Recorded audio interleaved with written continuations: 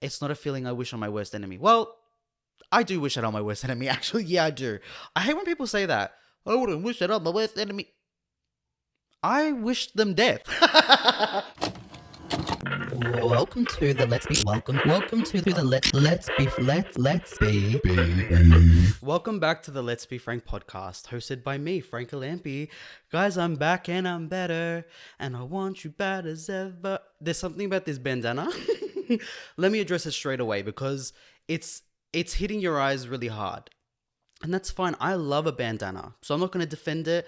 I think it suits me. Me saying I'm not going to defend it and I jump into defending it.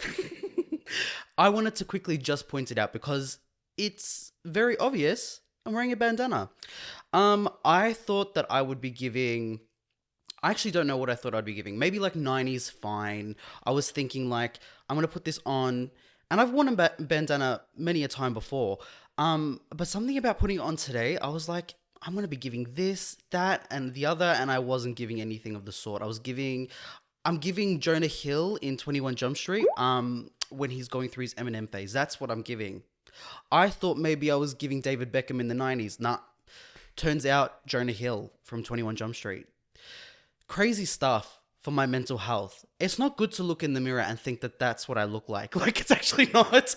It's quite rude of my brain. Like, why can't it correlate this bandana to something else that gives visually pleasing, gives attractive, gives hot? Why is it Jonah Hill in 21 Jump Street? Can you answer? Because I clearly don't have one. And I would like one. Don't smoke, kids. That's what happens. I haven't smoked. I was about to lie to you guys. I literally smoked last night. But this is why. Before last night, was 3 weeks sober. When I say sober, I mean I'd quit the cigarettes. I have been chain smoking cigarettes now for the past, I want to say, maybe 9 months, even maybe a little bit longer than that. When I gave up vaping, I was like, I need to do something else. Do my brows, do something else. And I was like, let's start smoking because it was becoming a trend again. Nah, that's not why. I actually don't give a fuck that it was a trend again. It was more because I love cigarettes. I do. I love them. I hate smoking. It's actually disgusting, but I love a cigarette. It's just, unless you are a true smoker to your core and you're doing one of these, you can't relate to what I'm telling you. Like, I actually am destined to be a cigarette mother. I could have said father. I could have, but I didn't. I said mother instead. What does that say about me? I don't know, but I love a cigarette.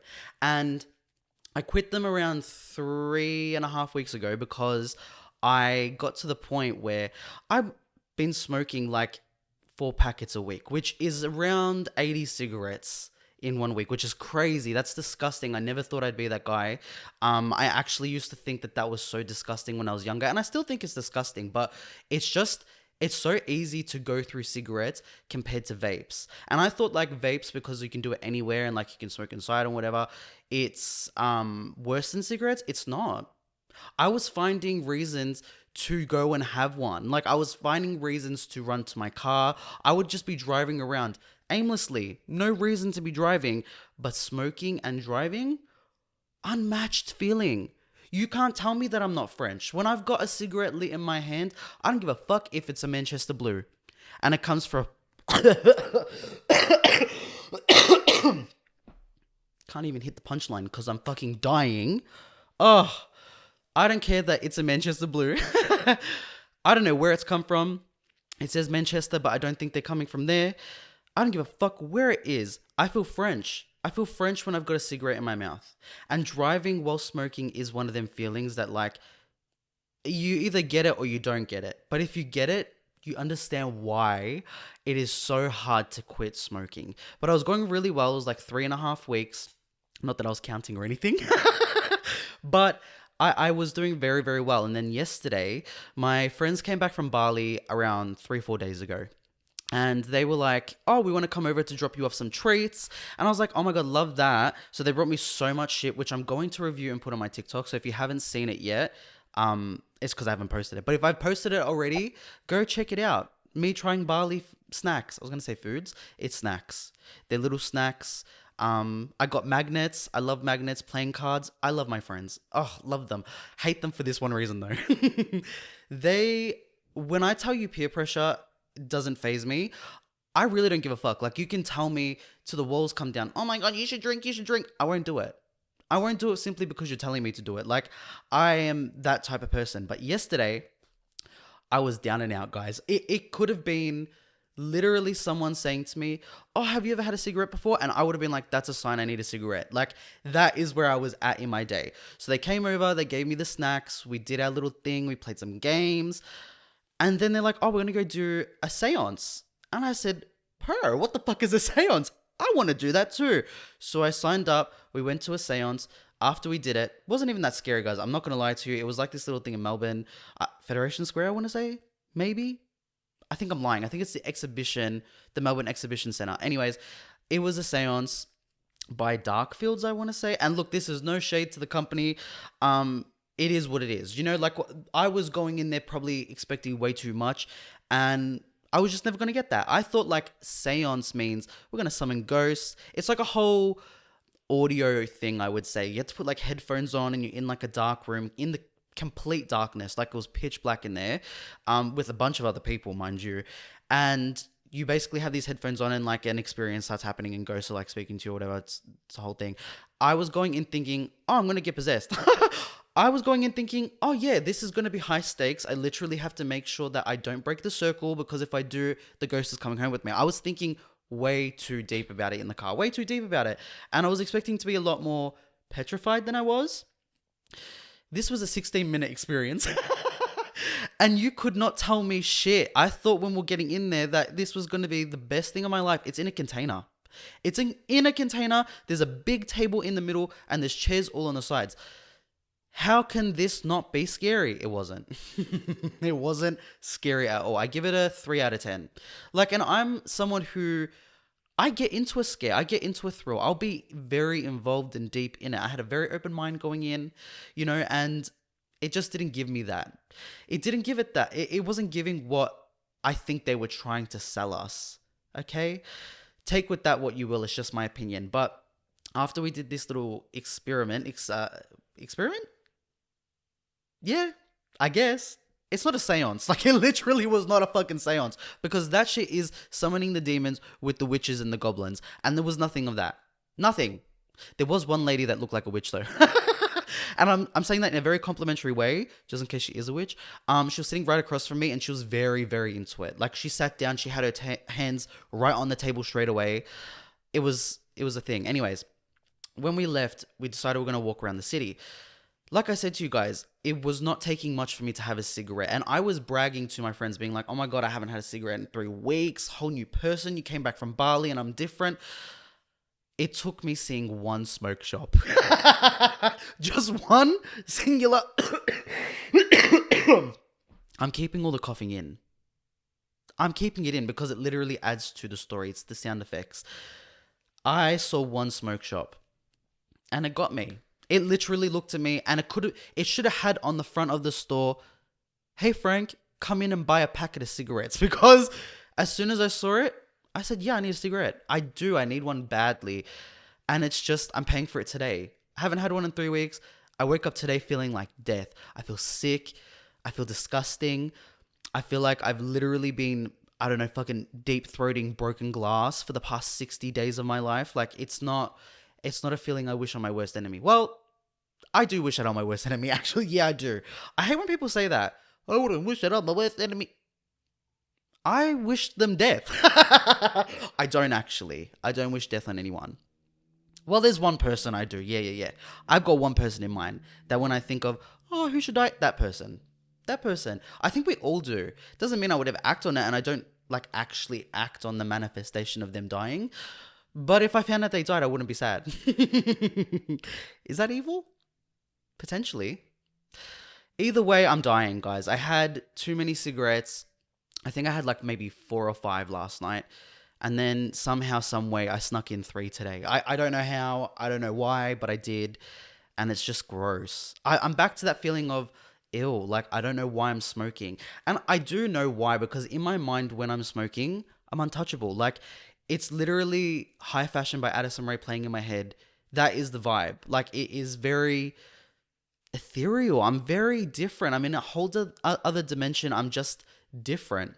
I'm giving vibes. But then I don't know if I like paying for the vibes with my fucking sore throat and this cough that won't quit. Oh, all my life, all I've wanted is an ass that don't quit. An ass that would just get big and fat and juicy no matter what I did. And instead I got fucking a throat and a cough that won't fucking quit. It just won't go away. It won't go away. And everyone on TikTok, because I made a little video, which I guess I now have to retract, being like, oh my God, I'm 3 weeks without a cigarette. Yeah, 2 days after that, smoking a fucking chimney. Like, I hate myself for that reason. I'm a contradiction, a walking contradiction. Anyways, I made a little video on TikTok and everyone in the comments was like, oh my God, get this. This is what I used when I had like a sore throat, because everyone was saying, and from what I read on Reddit, you have like a smoker's flu for at least a month or so after. But everyone in my comments on TikTok was saying, I had it for 2 months. I did this. I used this product. Guys, I'm literally just a boy. Like, I'm literally just a boy. That is all there is. I'm a boy. Like, I'm a boy. I don't know what you're talking about. I write in capitals. And sometimes after the gym, I'll smell my armpits even though I know I smell. Like, I'm a boy. I'm literally just a boy. It's a hard knock life. It really is. It's a hard knock life. Anyways, let's do a little quick debrief of my week. Thank you for being here, guys. If I haven't said that yet, I don't think I did. I jumped into myself straight away. Yeah, that sounds about right. Thank you for being here. Hope you enjoyed your week. I hope your week went well. Let's do a little catch up on what I did. So on Sunday of last week, my baby sister Tiana turned 11. Guys, it's actually really crazy watching your younger siblings get older. I'm the oldest of us three. We've got me, then my sister Mia, and then my sister Tiana. And Tiana turned 11, and I was so emotional because I was there when she was literally born. I watched her fall out of my mum's coochie. Like, I'm not even saying that to be funny. I literally watched her drop out of my mum's no area. Like, it was an experience I'll never forget. And I just remember like how excited I was to be like, to have a little sister. Like, I had a little sister already, but she was a fucking bitch. I was just really young when my younger sister Mia was born. I was 6. So being 14 when Tiana was born, I was so like in the know and I knew what was going on. So I just have such like a parental attachment to her. I don't know how that, like, if that makes sense, but I just went through all of it with my baby sister, like changing her nappies, feeding her, rocking her to sleep, looking after her when my parents went there. Like, I was just so very much involved with my baby sister's upbringing. So seeing her turn 11 was really crazy, but I was like, I'm going to take her out on a treat. I'm going to take her out and do whatever she wants all day. So we went to the city, we went to Docklands, because I had like these little vouchers that I got from an event for Archie Brothers where you get like an hour pass. Let me say this about Archie Brothers real quick. Not sponsored or anything. It's a fun time in there. It is. It's a fun time. But I will say the cards I got, the 1 hour passes, were only for certain machines. And the machines, they weren't giving. And I'm not complaining because they were free. Like, it's literally free. What is it to complain about? You know, shut the fuck up. In other words, Frank. But I can complain on the fact that the machines that the hour pass worked for was not giving. Like, there's only so many times you can play Mario Kart. Do you know what I mean? Like, we need to get some claw action. Speaking of, I don't have this on camera and I'm so mad, but I won 2 plush toys literally within 5 minutes of each other when we went to Archie Brothers. Yeah, I did. And now what? I'm literally a fucking champion. When it comes to a claw machine, I know it hates to see me coming because I'm going to win. I'm going to make sure I win. Now, do I funnel at least $100 in? Potentially. And what now? It's better than gambling. I can go spend that money on the casinos, the sluts, the pokies. But I don't. I spend it on claw machines instead. And I think they're more fulfilling. Like, yes, maybe you'll win money if you gamble, but like, imagine getting a fucking plushie out of a machine. Like, we got, I think they're called Pushines. I don't know what the fuck that is. It's like a squishmallow is what I gathered. They're just like really, really soft. First attempt, got it for her straight away. Best big brother. Literally the best Big Brother on her birthday as well. Guys, you're not in the running because it's not even a competition. I am just beating everybody. Best Big Brother in the world. Then she's like, oh, I really want to try like seafood boil. Luckily, right next door to Archie Brothers is Krabby's Diner. So I was like, let's go try that. She loved it. It was the best thing ever. One thing you need to know about my baby sister Tiana is that she loves musicals, which is so cute to me. And it's such like a full circle moment. I don't hate musicals. I'm just really scared of them. I think I said this last time, but they fucking scare me. Like when I was sitting through Wicked, I just get like this, it's almost like secondhand embarrassment. Like, and I don't know how to explain it because there's nothing cringe that's actually happening. It's just when people begin to sing in a movie, I just lose it. I don't know what to do with my body. I lose all control of myself. It's very confusing to me. So I try to not avoid them, but they're not like my go-tos, if that makes sense. However, all of that is pushed to the side when it comes to Hairspray. Oh my days. When it comes to Hairspray, the 2009 remake, you can shove that all the way up my fucking ass. I know every song. I know every beat. I know everything. I love that movie so, so much. And my baby sister had never seen it. Maybe 2-3 months ago, I had her at my house. And we went on like a little day trip or whatever. And I showed her the movie. And I remember when we were watching it, I was like, I don't think she's that into it. And she loves musicals. So like when she told me that, I'm like, she's going to love Hairspray. Like Hairspray is the one. It's that bitch of the musicals in my opinion. So I was like, she's going to love this. She's going to eat. And I was watching her watch it. And you know when you're watching someone watch something, you can tell they're not entertained? That's what it was giving, guys. And I was trying not to be like typical older brother and be like, can you please focus on the fucking movie? Like, this is cinema history. I was trying to let her do her own thing, and she was. And I didn't think that she was that into it. Until we leave Archie Brothers, we leave Krabby's.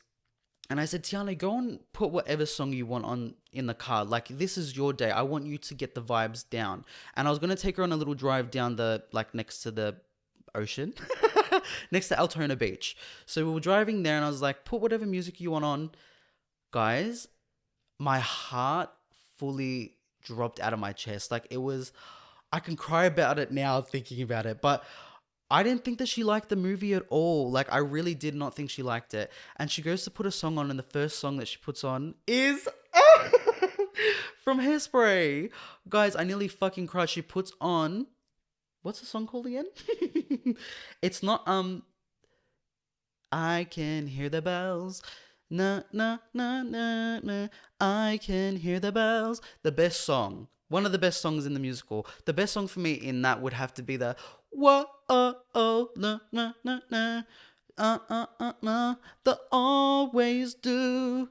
What is it called again? Good morning, Baltimore. Every day's like an open door. I sound like a dying cat, my bad. But she goes on and she puts on, I can hear the bell. And as soon as it started playing, I looked at her and I go, you like this? And she's like, yeah, I love Hairspray. When I got home, I watched it again and I keep watching it every other day because she's the same as me where she'll rewatch a movie so many times and doesn't get sick of it. Literally my child, guys. And when she said it to me, it was the first time where I was like, oh my God, my baby sister literally was inspired by me. Like, and it just made me it was so wholesome. And I didn't want to cry because I don't think like she would be able to understand why that would feel like such a big deal to like an older sibling. But I held it in and she kept playing songs from it and it was making me so happy, guys. I lit up with joy. Like that was literally, it was her birthday, but she gave me the biggest present ever. It was so, I can't explain it to you. Like unless you're an older sibling, watching your younger siblings do something inspired by you or something they're doing because you did it or you showed it to them, it's such a wholesome feeling. I love it so much. And it was one of them times where I was like, I can't wait to have kids. Like I actually can't wait because when I have kids, I'm going to fucking smother them. I'm going to be a helicopter parent for sure, but I'm just going to be wanting to know everything about them and I'm going to want to show them everything. Like Hairspray, guys, come on. Like no one in my family besides me would show her Hairspray. Do you know what I mean? Like, and she loves musicals, but my family doesn't get down like that. They don't give a fuck that you like it. My mum hears that she likes musicals. She's like, okay, and now what? Like, I'm not even kidding. That's the reaction in my family. So I showed like a little bit of enthusiasm towards it because I am enthusiastic. Hell yeah. And it worked. It paid off because she loved it. And she watches it all the time. And that made me so happy. And I was, oh, best birthday gift she could ever get me. So thank you, Tiana. Speaking of birthdays, February is a very birthday heavy month in my family. It goes my baby sister Tiana, and then right after, 10 days after, is my sister Mia. So Tiana's on the 9th and then Mia's on the 19th. 19th? Yeah. Sorry, I don't know why I had a stroke mid-sentence. I think it's because my mouth is severely dry. If you're on our visual component today, you can see I've got my lovely Red Bull here. If anyone from Red Bull is watching, listening, whatever it has been, please send me Red Bulls. Like, I'm not even kidding. They saved my life. Red Bull, yeah, gives me wings. It literally gives me wings. Now, I'm not the crazy type of person who wants to try to jump off buildings because Red Bull gives them wings, in quotation marks.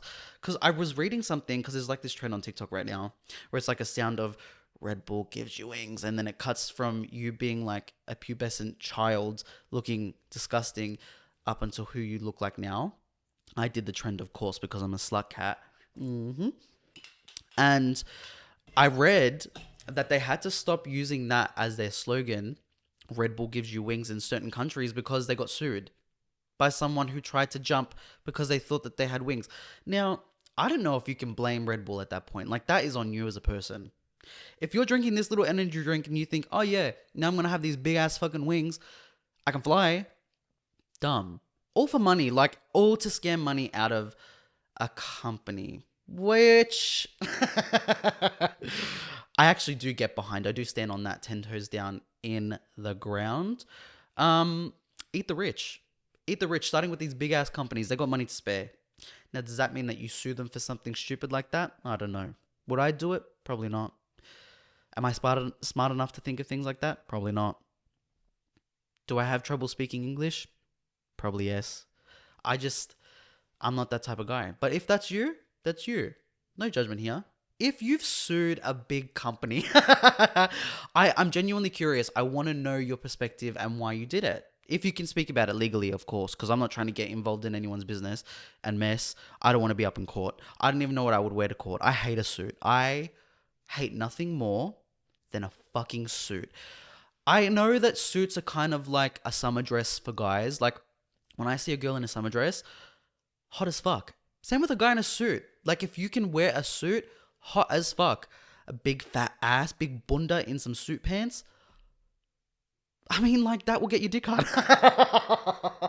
I gotta stop saying that. I forget that, like, my sisters watch. If you're watching Mia or Tiana, click off. Click off. You know how I speak. You know how I am. Like, why would you want to hear that now? But it really does. Like, love a suit on someone else. When it comes to me, oh, disgusting. I hate it. It's just not comfortable. It's not comfortable. It's never comfortable. And I've gotten a custom tailored suit. Okay, I had to get one not too long ago for a wedding that I went to.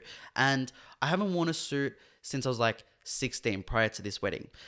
And thank God no one's ever forced me to get into a fucking suit besides when I was 16, literally going to someone's formal. Like, because it's disgusting. Oh my God. Sorry guys, burp break.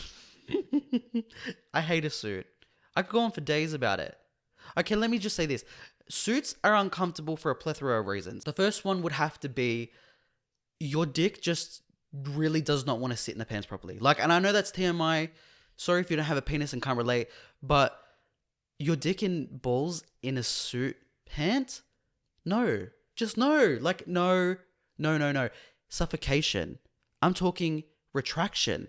It's trying to go back to a place where it dropped down from, and I don't want that. I want that thing out. I want that thing out and about. I can't do suits. I can't. Who's holding me at gunpoint saying I have to wear a suit? I'm so passionate about something that I don't have to do ever again. I think the next wedding I go to, because they're formal, like you have to wear something formal, I will find something that fits me better and makes me feel more confident. Because even the suit that I wore to the wedding a couple months ago, I wasn't having it. I didn't feel comfortable. I felt really fat, gross, and ugly. Even though it was custom tailored to me, which is a whole nother thing. Getting a fucking suit custom tailored to you is no fucking joke. So embarrassing. So embarrassing. I hate it. It's not fun at all. But the next one I go to, I'm going to have to find something that fits me better. That's not a suit, but gives formal-esque vibes. I don't know, maybe I'll wear a floor-length gown. I don't know, something along them lines. Speaking of, it's got nothing to do. This is not a segue that makes sense at all, but I stopped using face moisturizer. I don't remember if I spoke about this in my last video, but I had to stop using face moisturizer. I had to, because here's the thing. It was getting to the point where I just looked like an oily fucking mess. Now, I'm having a different problem where my skin is so dry. It's gotten so dry again. And I think that it's a me thing. It has to be. It has to be a me problem, because I stopped using face moisturizer because it was making my face too oily. Now my face is dry. Like, hello, where's the in-between? I just want normal skin. Actually, let me touch wood, because I do have pretty good skin. I'm not going to lie. That's one thing that I can brag about. I don't get pimples and stuff very often. Again, if you're giving me the malocchio or the evil eye right now, curse you back. But touch wood, no one curses me. I've always had pretty good skin. I've never had like acne or anything like that. So I can't really complain too much. But dry skin is disgusting, guys. Like, especially when you work out, because I'll go to wipe my head and then I look at my gym towel and I'm like, what are all these white flakes? Oh, that's my skin. Oh, got it. So I'm just a dirty bitch. Like, that's what it makes me feel like. And it's not dirty, I suppose, because it's just like dead skin, but I hate it. And I exfoliate the fuck out of my skin. Like, I'm surprised that my skin isn't all red. Let me say skin one more time. Skin. Okay, well. Another thing I wanted to quickly bring up is I'm literally the reason that you have to wash your fruit when you get home from the grocery store. Like, because I be up in there feeling every single piece of fucking fruit. And I don't give a fuck. I will feel everything, because you're not going to try to scam me. Nectarines? Hello? $4 a kilo. Now, that doesn't sound expensive, but it is once you start getting 10 of them. I'm not about to get a kilo of nectarines for $4, only for half of them to be soft and needing to be eaten that day. Not me. Not me at all. I'm going to feel until I get the hardest, rock solid nectarines. And I know someone said this to me once or twice, but like, they're only hard, obviously, because, you know, they're not completely ripe yet, but also because they've been frozen, which is fine. I don't give a fuck. I just still need them to be crisp and hard, because nothing is worse than biting into a nectarine. And I don't know if you guys are like this. Personally, a white nectarine, do it for me every time. A yellow nectarine, I don't trust you if you eat that. I don't trust you. I don't trust you. Just get a peach. Literally just get a peach. It's the same thing, but better. Like, I can't. That is not for me. White all the way when it comes to a nectarine. Literally. But has to be hard. And I'm that person, the reason that you need to wash your food, because I'm feeling it all up. I'm feeling it all up. If you shop anywhere in the northern suburbs of Melbourne, I'm telling you right now, I've fingered your fucking fruit. I've had my fingers in all your pies. I sure have. And I don't take it back. I literally don't take it back. That is why you wash your fruit. Because of people like me. Okay, last thing we have to talk about, because I just remembered it the other day and it made me die. And it's not like it's not a story time for TikTok, if that makes sense. It's very quick, very short. Let's get into it. So basically, back in 2021, we're still going through COVID, but we're in that period where things were starting to open up again. And this is before we had the really big lockdown where everything closed completely.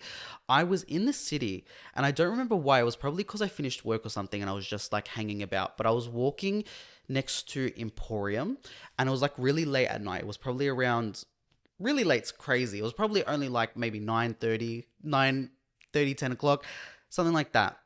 Anyways, I'm walking, and one of my biggest dreams in life is to just be walking along the street and then get cast in a movie. Like, I don't know why I think that could happen for me, but I think it could. Or like get cast to be in like a runway show or something. Am I giving high fashion model? I'm barely giving Bonds model. No, I could be a Bonds model. Guys, that's one of my goals this year. I want to be in a campaign for Bonds, because I saw someone with my body type and my body shape on it and I was like, I could eat that fucking up. So that's one of the goals.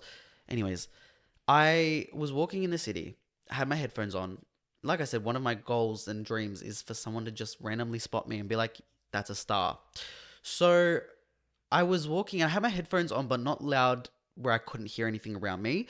And I heard all of these like executive people, like executive type people, suits, I'm talking pencil skirts, blazers. That's what the vibe was of these. I want to say there was maybe 4 or 5 of these older gentlemen and women, and they're walking behind me, and they were like talking about how they just finished the Maya fashion show. Like they were just coming from there. Maya's like a big department store for my non-Australian listeners, because we do have them. If you're tuning in from the US of the A right now, go punch your president in the fucking face. No, don't do that. Well, do that, but don't tell them I did it or I told you to. Anyways, it's kind of like a Neiman Marcus in America, from what I've gathered. So that's what they're giving. Anyways, they were walking behind me and they were talking about the fashion show out loud. So at this point, I had put my music all the way down on my headphones. And they were talking about how like they were looking for people and whatever. And I'm not even kidding, guys. I was like, oh my God, this is my moment. This is my moment. I've been waiting for this my whole life and it's about to happen. I'm literally about to give them a fucking show. So I'm walking in front of them, mind you. I was probably walking like a fucking slob prior to hearing them say, oh yeah, we just came back from the Maya fashion show. And then I suddenly had just aligned my back. I pushed my tits up. I pushed my tits up, shoulders back, and I was giving them a run for their money. Now, I didn't get scouted clearly because, you know, I had a lot of things working against me. One of them things being, I think I do have minor scoliosis. So that was probably playing into it. I can't walk in a straight line correctly. Doesn't matter if I'm drunk, sober, or anything in between. I can't walk in a straight line. I can't do it. I've got one of them things where like if I walk really straight in like a straight line, I'm going to pass out. I'm not even just saying that. I literally will faint. Like I've done it once before and never again. And I'm just, at the time, I wasn't giving fashion model. Do you know what I mean? So I didn't get scouted. But I remembered this only because I was in Emporium and I was looking out and I saw some guy giving, just taking it. Like he was walking as if he had somewhere to be. Which I'm guessing he did. But like, you know when someone walks in a very specific way where it's just like cunty, like that's what he was doing. And I was enamored and I was like, I wish that is what I was giving that night. And I know I wasn't. I was probably giving like, I don't know, I was probably giving Shrek from behind. Like I'm not even just exaggerating. I wasn't eating. And I know I wasn't eating. Because the way this guy was, I was like, oh, that's what I think I look like when I'm walking like a fashion model in my head. But I'm not giving that at all. I'm giving like, do you remember when Manny MUA was on the runway? I'm giving very much that. I'm giving influencer on the runway. Take them off. Anyways, guys, that's my little catch up of the week. Not much really. I mean, I'm also in the process of packing and moving. As I move and as I pack up, this show's obviously going to be evolving into something different. You know, there might be a period where we're doing some podcasts from bed, but I promise to always give my full potential, my full production value as much as possible. But I'm in the process of moving and packing shit up. This is kind of like the last room I'll do because I obviously want to still do my podcast and stuff up until the very last day. But it's very sad. It's a melancholy feeling. It's sad and happy because I'm like kind of excited to start a new journey and like have less responsibilities. Like I'm in a very, very lucky position where my parents will take me back at 25. Like a lot of people don't get that. And I think like for my parents, it's kind of like well, you weren't here when you were 16 onwards. So you need help. Like you need to come back. It's fine. I think they don't mind taking me back in that way. And they know I'm very helpful and I'm very domesticated and I do all my own shit really. So like I'm probably going to be a lot more of a help than most people that live in that house. I'm staring at one person in particular, my sister Mia. No, I can't lie. She does do her part. I have to say that because then she's going to actually bash me. But I've just been going through the emotions of I've truly had so much freedom, especially living by myself. Like I've got no one to answer to, no one to like stand over me and be like, oh, you haven't done the dishes or you haven't done that. And parents are parents, man. Like it doesn't matter what age you are, parents are always going to be that way. And I'm going back into their house. So like stuff like that, I'm going to have to adapt and remember that like I need to stay on top of, because my family's very like, especially my parents are very anal with cleanliness and hygiene and all of that. They're very, very strict on being tidy, and they don't like when you make a mess and don't clean up after yourself or leave it for someone else. They hate that shit. So I'm just slowly but surely trying to remember that I just need to really, really bask in the ambience that is this last 2-3 weeks of freedom, because I'm going back into the danger zone of just having to make sure that everything is, up to code.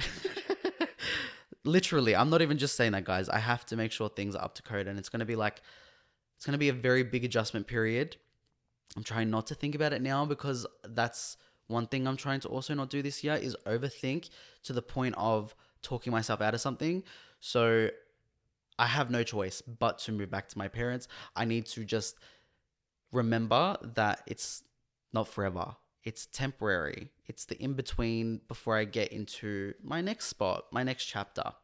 Anyways, with all of that being said, we have got the hot topics coming at you live, fresh, and ready. I have very many thoughts and opinions. And, the way my last podcast went, where I spoke about, some drama that I was in, a little bit of online beef that I was experiencing. And I also mentioned a couple of other TikTokers, influencers, whatever. And I saw that it was being clipped on TikTok. Now, here's the thing with this. I love doing the hot topics for you guys. I really, really love doing this. Like, it's actually my favorite content creation thing that I've done in the last 3-4 years. Like, I love talking about pop culture, and I'm going to continue to do it. And pop culture is everywhere, all around us. Okay. And it involves people on the internet. So I'm going to speak about them. This podcast, clip away. Any press is good press. I did see one that was clipped about me speaking about Bill Barker, and my friend sent it to me. That's the only reason I saw it. And the comments underneath it were vile. Like, people were being very mean to me. Okay. Calling me chubby. And that's fine. I am chubby. But if you're going to clip this, please make sure that you at least make sure I look good in the clip. Because I'm sitting there talking about people looking like whodunit. Like, I look crazy, and we can't have that. So please, when you clip this, just make sure I look sexy. Okay? Amazing. Thank you. Let's start with our first hot topic, which is the Khloe and Lamar reuniting story. Guys, we have to pause. We have to pause, because I don't cry when it comes to celebrities, because that's corny. But this was one where I was like, oh, this has got me in a chokehold. Like, I'm actually going to tear up. And I think it's because I remember when they were together so vividly and so like it was yesterday. And their show, Khloe and Lamar, was the best of all the Kardashian spin-offs. Like, it hasn't been my go-to thing since they moved to Disney Plus, but I think it's Hulu in Americas. They haven't been necessarily on the top of my watch list, because I feel like every episode is always the same, or just not current enough, or they're just they're not giving. They're not putting it out there really. This, however, they were putting it all out there. And this is a good and bad thing. I'll tell you why. I think we needed to, as the audience, have closure in some sense, and it's really good to have that all these years later. I think they said it's been 9 years since they last saw each other, which is crazy. But I think the audience also wanted to see Khloe and Lamar get back together and talk, or just hash out what's happened, or just at least have some sort of, reconnection. And we got that. We were given that. Now, I saw lots of people being upset. Sorry if you're watching this visually and you can see me playing with my top. It's caught on the couch in a weird way, and it's pissing me the fuck off. It's pissing me off. Do I have ADHD? Yes. Yes, there I said it. I got it. Well, I don't know yet. I'm still going through the testing phases. Pray for me, guys. We will find out if I've got an ADHD diagnosis in a month or so. Anyways, I really, really, really thought that the reunion was awkward. It was awkward because, I think Lamar went in there wanting something from Khloe still, and I think she went into it with the intention of I'm releasing. Like, this is my let go. Like, finally, I get my closure in this sense. Like, I think that was her feeling. And I saw that she went on to comment on someone's post because they did like a whole video about how that it made them cry. And I was like, yeah, me too. And she commented being like, just wrong person, wrong time. And it's so very much that. It's so that.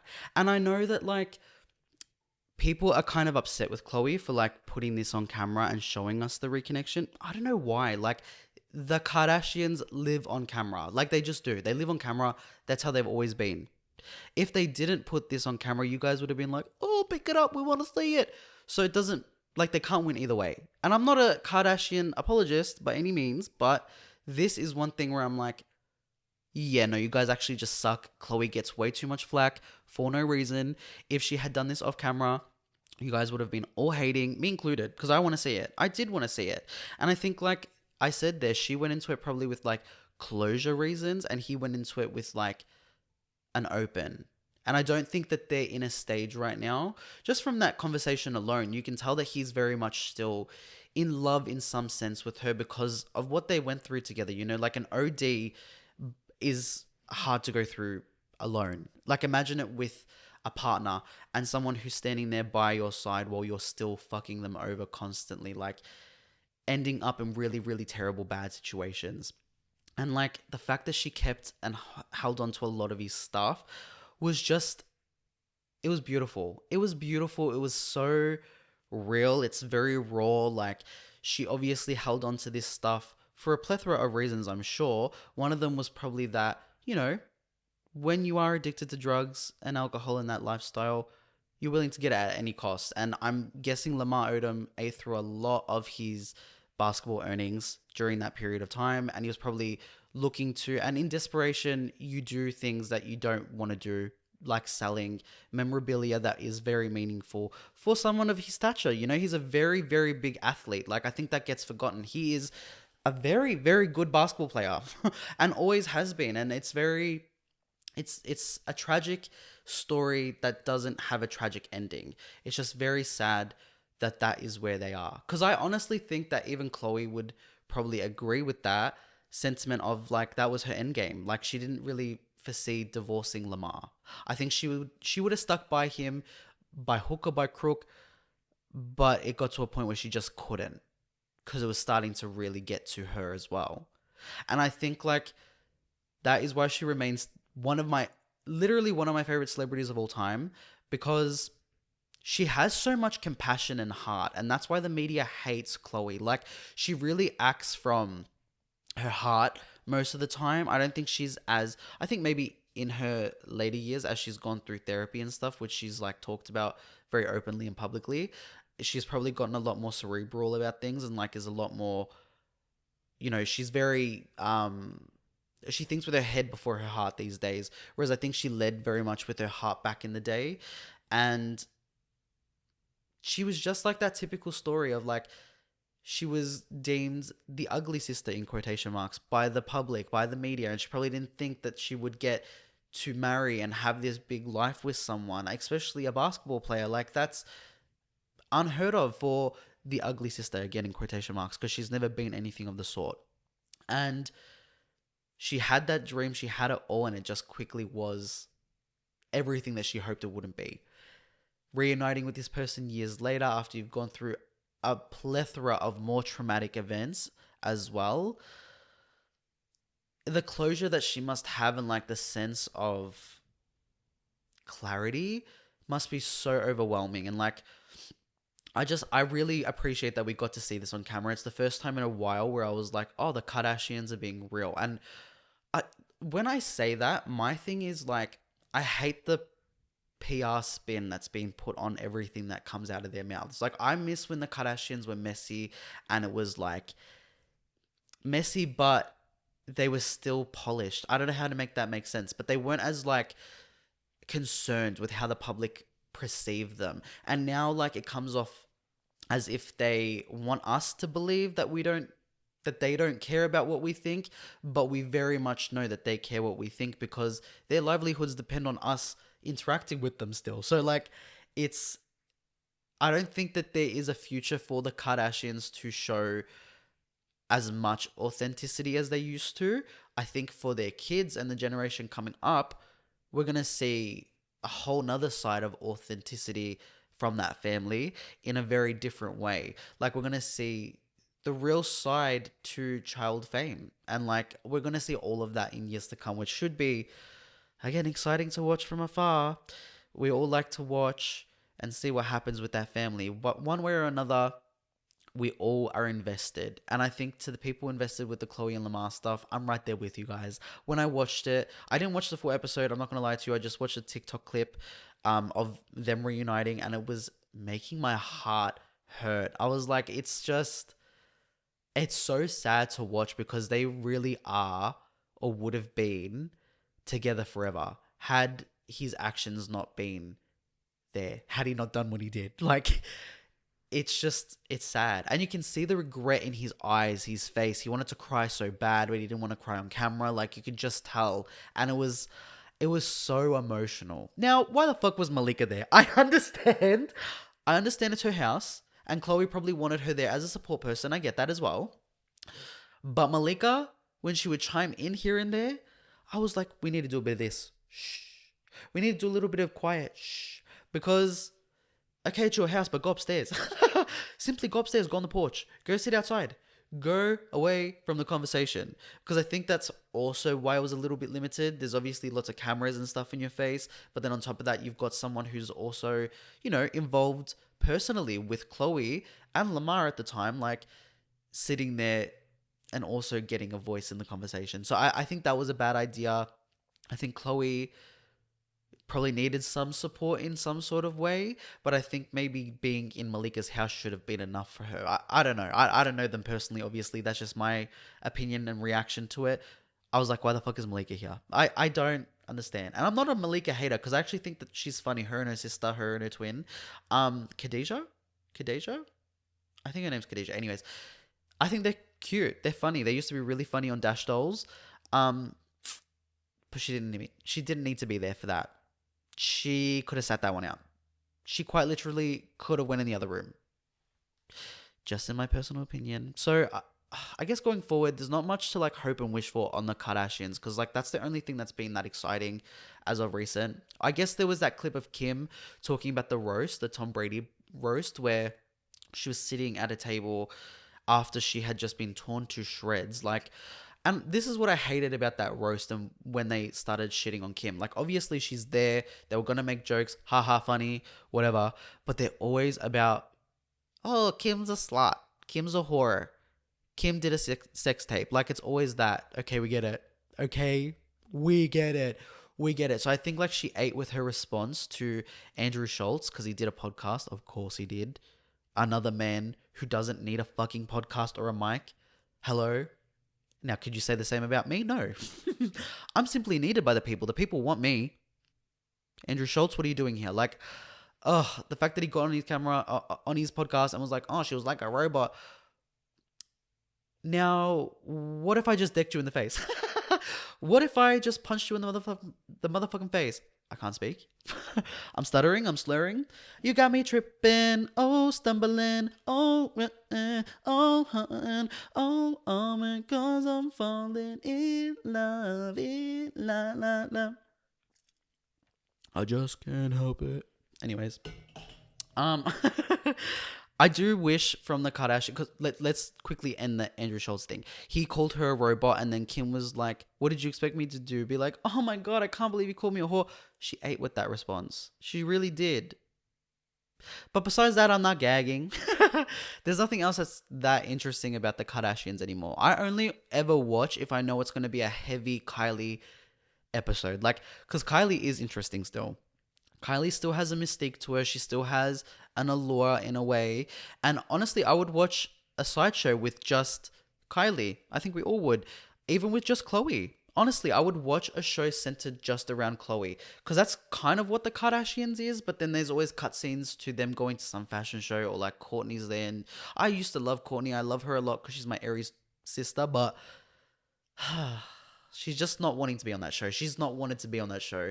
They're clearly doing it for a check now, and that's why it's not as good as it used to be. So going forward, I guess all I'd want from the Kardashians is a sense of authenticity, but I don't think that their authenticity meets, it's not up to scratch anyways. So I don't truly want anything from them. Maybe just give us some like more nostalgia. Give us some Rob. You know, when Lamar was like, oh, where's Rob? I was expecting to see him. I was like, oh, I remember how they used to be so close and like best friends because they lived together. Like, oh, it's sad. Sad times. It really is. Anyways, guys, speaking of the Kardashians, we're moving into a topic that has very much to do with them. Miss Addison Rae. Now, I think people forget that Addison was very, very big on TikTok, massive star. But when she truly became mainstream, for me personally, is when everyone found out that she was besties with Kourtney K, and she was going to be starring alongside her, Kourtney K that is, in her movie on Netflix, He's All That. That's when I believe Addison was getting put on the map. Pop culture wise and Hollywood wise, that was her in. So she released High Fashion. Oh, guys. The music video for this song, it's stunning. She eats. Like, when I tell you Addison Rae, if you guys aren't on it yet, you need to get on it. Now, are you going to get the song the first time you hear it? No. Simply no. It's that literal Nicki Minaj meme where she's like, after the first time, you're not going to get it. After the second or third time, you'll start to get the song. It's very that. Like, it takes a couple listens to actually get the song and the vibe of it, but it's so sexy. It's so... Oh, it's very visceral. Like, it makes your... It's like music to my ears, literally. Like, I don't know how else to explain it other than, like, I think you need to listen to the song with headphones before you judge it completely, because her breathiness and the way she is and just the way she sways and moves in the music video is just so hot. Like, she's so hot. And there's one very iconic scene in this music video where she's giving such Britney vibes, and it's her. She's wet. She's in like this crystal bralette. She's got wet hair, makeup's running, very Kesha in that sense, and she's just staring down the barrel of the camera. She's giving her best Cynthia Erivo, and she's just hot. She's just fucking hot. It's so good. I don't need your drugs. I just need high fashion. Wait, is that the lyrics? I'm not gonna lie to you. The lyrics, they eat. They do. They do. Do I remember them? Yes. But the song needs to be playing, I feel. I don't need your drugs. I just wanna get high fashion. No. There's one line in the song where she goes, "Cigarette push between my tits." Hell yes. Addison Rae, you know what? Yes. Cigarette push between my double D's? Yes. Well, yes. She's just so hot. Please watch the music video if you haven't. High Fashion by Addison Rae. Great, great video. Oh, and she's doing like this whole scene where she's eating beignets inside of like this little cafe. I think it's Cafe de Monde in Louisiana. It's like on New York, Louisiana, New Orleans. I don't know. It's in one of them. And she's eating the beignets, and there's just powder everywhere. It's meant to be a reference to, obviously, you know, I don't need your drugs. Speaking about how people accuse her constantly of doing lines, just railing lines 24/7, which I think she came out and said, I just have ADHD, like, leave me alone. I love her. She's on the cusp of becoming a massive worldwide star. I truly feel like she's giving Britney vibes, and she's gonna give us a Britney ascension into pop history. Mark my words, she's getting there. High Fashion by Addison Rae, her third single of her album coming up, which I think she's going to call Mood Board. We need to get back to the drawing board for that one, because we can't have Diet Pepsi, Aquamarine, I can't speak, and High Fashion, and then the whole album is called Mood Board. Nah, not a fan. Maybe I need to see a visual to trust the vision. I don't know, but it's not the vibe.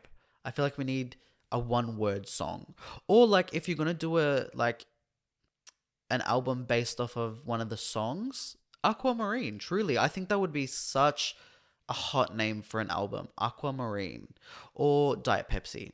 Diet Pepsi is not a good album name. It's not. It's a good single. I don't know how she follows herself up, but she's going to do it. And we trust that. Speaking of Addison Rae, I was really surprised to not see her at the Grammys. Like, even as someone who wouldn't be nominated just yet, like, I think the next Grammys will see her get some nominations. But I was surprised that she wasn't there at the red carpet. What I was even more surprised about, though, was Taylor Swift at the Grammys. Now, I don't remember if this was the Grammys or if it was the Super Bowl, but there was a video going viral of her on Twitter, and it was of her giving out tips to the workers at this event. Now, I do think it was a Super Bowl, now that I'm remembering, because maybe it wasn't actually. It was the Grammys, because she was in the sparkly dress situation. Anyways, she walks past a group of employees. They were just working, and she goes and tips them, and apparently she gave them like $300 each. Apparently that's how much she was giving out.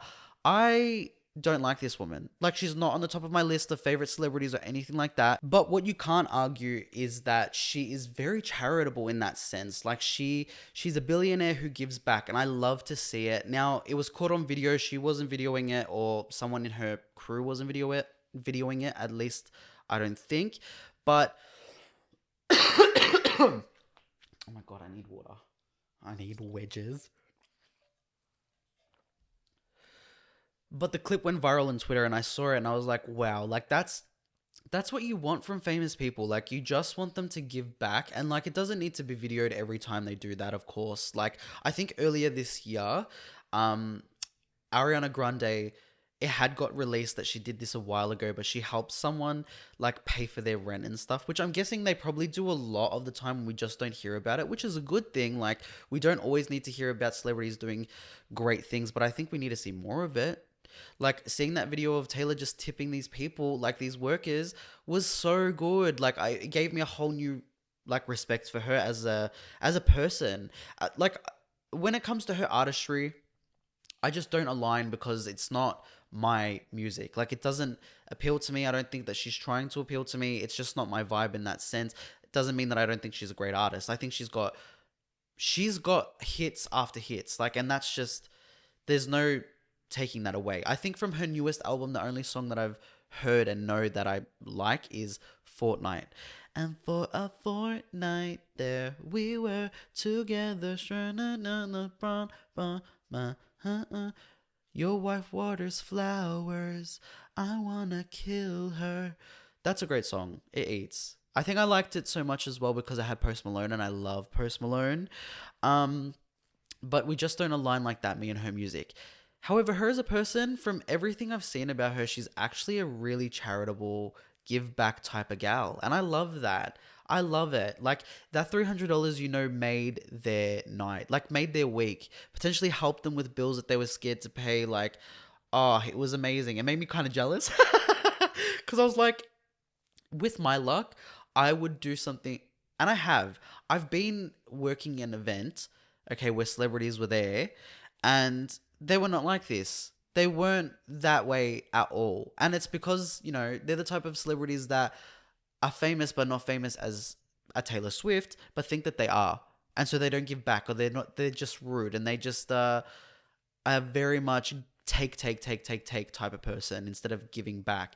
And so it's not like a common thing with celebrities where they just do this. And I know we shouldn't expect people to just spend their money the way we want them to. But when it comes to big celebrities like a Taylor Swift, where she's a billionaire, yeah, I do think she needs to give back. And it's really good to see that she does. And I just know that made their whole week. I am jealous as fuck. I'm going to say it again. I'm jealous as fuck. Should have been me. Happy that it happened to you, but it should have been me first. So Taylor Swift, if you're listening, I'm literally moving home because I'm broke. So if you want to, spend a couple bands and throw them this way, I'm willing to take. I'm a willing receiver. Don't be dirty and think anything else from what I just said. I receive in that way. Money. When it comes to a check, yeah, I'm going to take it. Now, will I do anything for a check?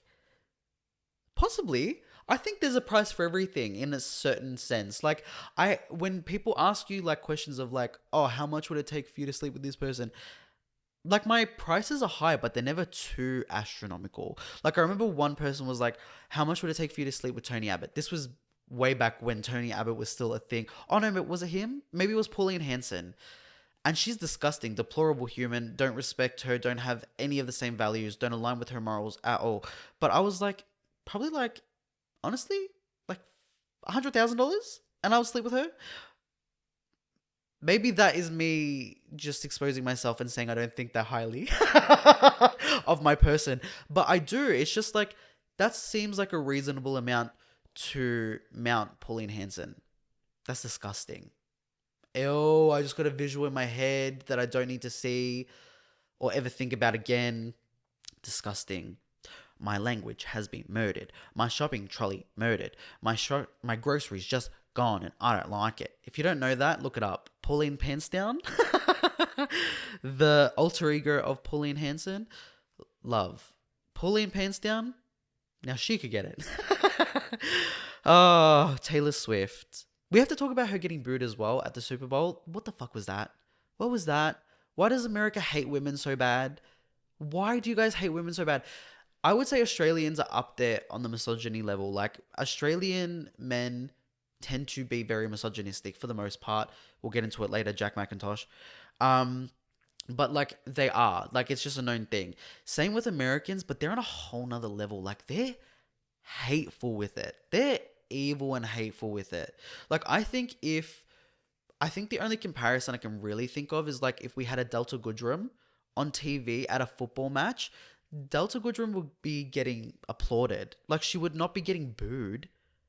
And I feel like she's someone who's so oversaturated. Like, we see Delta Goodrum all the time. I don't know about anymore. Maybe I'm thinking back to like the 2016 era where she was everywhere on The Voice and everything like that. Oh, love you, Delta Goodrum. Well, I was born to try. I've learned to love beyond understanding and believe in life.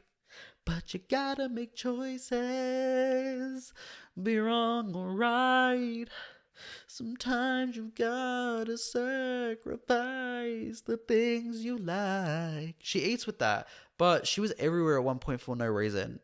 But I don't think that if we showed her at a fucking Collingwood versus Carlton match, that she'd get booed on the screen. It's so weird. American men, disgusting, deplorable human beings, devious souls. What is going on? What is going on? Why are you booing Taylor Swift? What does that do? I saw one of the Eagles. Now, I'm not a very big fan of the Super Bowl either, but I know that it was the Chiefs versus the Eagles. Some player from the Eagles came out and was like, why are you guys booing her? It's very weird. Like, she adds to our game. She's upped the ante. She's made this a global thing. And she has. Taylor Swift gets talked about for breathing. So her attending a Super Bowl game, does it overshadow it? A little bit sometimes. I think she does her best to not make that a thing and not make that why, you know? I think she goes with the intention of, I want to support Travis. I want to support Travis. And then all of a sudden it gets turned into she's getting booed. Like, you guys don't want her to be the main character so bad and then you make her the main character by booing her. Like, it makes no fucking sense. And I hate it. I hate American men. Disgusting. You guys are so mean to females in general. But female celebrities, you guys have a whole other hatred for. And it's so weird. It's like, I'm not a massive Kardashian fan. Okay? I'm not an apologist by any means. I can respect them for what they are and what they've done. If I hear someone be like, I hate the Kardashians, I hate Kim K, that is a very, very weird, big red flag for me. Like, why do you hate them so much? Why do you hate them so much? Like, I get it. They are billionaires and there's no, like, what is the word for it? I can't think of the word, but there's no, like, good billionaire in quotation marks. Like, there's not a way to get to that status without being, you know, on the backs of other people. But if we're going to have billionaires in the world, I would rather them be women. And I think it's because they do a lot with their platform. Should they do more? Yes, but they do a lot with what they've got. But when people are like, so, I hate the Kardashians. I hate Kim Kardashian. She got rich of a sex tape. Like, ew, you're actually fat and ugly. Come to think of it, you're just a jealous fuck. Like, that's what it gives. It gives very much jealous, ugly, and especially when it comes from a guy, like it's always an incel of some sort, being like, I hate the Kardashians, and then is like pulling their little 3-inch dick to it behind the scenes, and like it's just ill, ill, ill, ill, ill, ill, ill, ill. Hate it. Hate misogyny. Hate misogynists. And that's all. So go off Taylor Swift. I mean, we can't talk about the Super Bowl without mentioning Kendrick. That was just, he ate with that. I remember my sister was at the Drake concert that night. I think it was his second night. Not a Drake fan. Never will be a Drake fan. Could not be me. A minor. Quite literally. Gross. When Kendrick looked at the camera and said, "Say Drake," with that little devilish smile in his bell-bottom jeans, looking like a cutie patootie, he ate that. He ate that up. He had the one opportunity to shit on his haters, shit on his ops, and he said, "Yes, I'll take it." A matter of fact, I'm going to do it on the biggest platform known to mankind, and I'm going to fucking sing, say Drake, and look dead at the camera when I do it. Ate that. Go Kendrick. Love him. He's such a short guy. Like, and that makes me so happy because I'm a shorty as well. And just seeing another shorty so cute and thrive in that sort of way, have to stand. Love him. Love K Dot. Oh, we go way back, me and K Dot. Love Kendrick Lamar. Big fan. Big fan of the music. Anyways, moving on. We have to quickly touch on this because we're talking about misogyny. We need to talk about the hate that one lady on the internet specifically is getting right now. Paige Marie DeSorbo. Now, if you don't know who I'm talking about, I'm about to make your whole day better. But Paige DeSorbo, one of the members of the Giggly Squad, it is a podcast hosted by Hannah Berner, comedian, massive comedian. If you don't know her, she has a Netflix special. Okay, they both started out on this show called Summer House together. It's a reality show on Bravo. It's very Jersey Shore, but if they were like classy kinda and go to the Hamptons instead of down to the Jersey Shore. It's very much that type of show, and I recommend it to everybody. It's such a good watch. There's 9 seasons. The newest season has just begun to air. Paige, who I'm speaking about right now, is still on the show. Hannah is not. She left a couple, I want to say maybe 3, maybe I'm even lying, maybe 4 to 5 seasons back she left, because it wasn't for her. It wasn't her journey. It wasn't her pathway. But Giggly Squad, the podcast hosted by her and Paige, is. Paige was dating someone by the name of Craig Conover. Craig is from another Bravo show? Bravo show called Southern Charm. I've never watched it. I'm not a massive fan. I know my mum really loves it and she's a massive fan of Craig. I've had to enlighten her that we can still be a fan, but we don't have to be that much of a fan after all of this. He's from that show. Him and Paige have been dating. Now, Paige, I need you to look her up. She is the it girl. When I tell you the it girl, she is an Audrey Hepburn dupe. Like, I'm not even kidding. She's such a beautiful, classy woman. Love her. Now, they would hate my podcast because they hate men in the arts. They don't believe in it. They don't stand for it. And that's fine. I've always said this. I stand by women's rights and they're entitled to their opinion. However, I do think that they would love me. So maybe they're excluding me from that sentiment, but they hate men in the arts almost as much as I hate the fucking trolls that are coming after Paige. So like I said, she was dating this guy named Craig. They were dating for 3 years, and one of the biggest themes of their relationship has been, will they or will they not move to the same state? They've lived in separate states since the beginning of their relationship. Craig lives in somewhere in, I think, the South in America, and Paige is in New York. Dallas? Does he live in Dallas? I don't know. He lives in one of them cowboy-esque towns. And the whole theme has been, is Paige going to finally give up and move to where he is to start a family and get married and do all of this shit? And it's been one of the things on the show that has bugged me so bad. And it's one of like the worst questions that you could get because like, I get they're a public couple, but that is such personal fucking shit. And why should Paige get all her stuff up and go move to some country fuck out of here town for someone else? Like, I don't understand it. I don't understand why people and the fans specifically have been so ride or die on the fact that Paige has to get up and move. Why doesn't Craig? Why didn't he ever think about that? Actually, let me take that back, because I saw a rumor circulating online that he was prepared to move to New York, but she wasn't having it. A very hard pill for men to swallow, me included. I've had this in my life as well. Women, guess what? They can change their mind when the fuck they want to. If a woman is in a relationship with a guy and she decides one day, hey, guess what? I don't want to do this anymore. She's entitled to that. She is very much entitled to that. You simply can't please anybody. And like, it doesn't matter how long you've been dating someone or whatever the case is. Like, you simply cannot tell someone, hey, guess what? You have to pack up your entire life, your whole entire thing, your career and everything will be put on hold because I want to marry you and I want us to have kids. Paige is all of 30 years old. She is still very young and thriving. 30? Maybe she's 32. Either way, she's still such a young lady. Like, and the hate that I've seen online because she's a woman who came out and said, hey, guess what? I don't want this anymore. It's not for me. And I love this person. I have loved this person. Let's just be, you know, what it is. We don't have to be dating anymore. Like, that, it's over.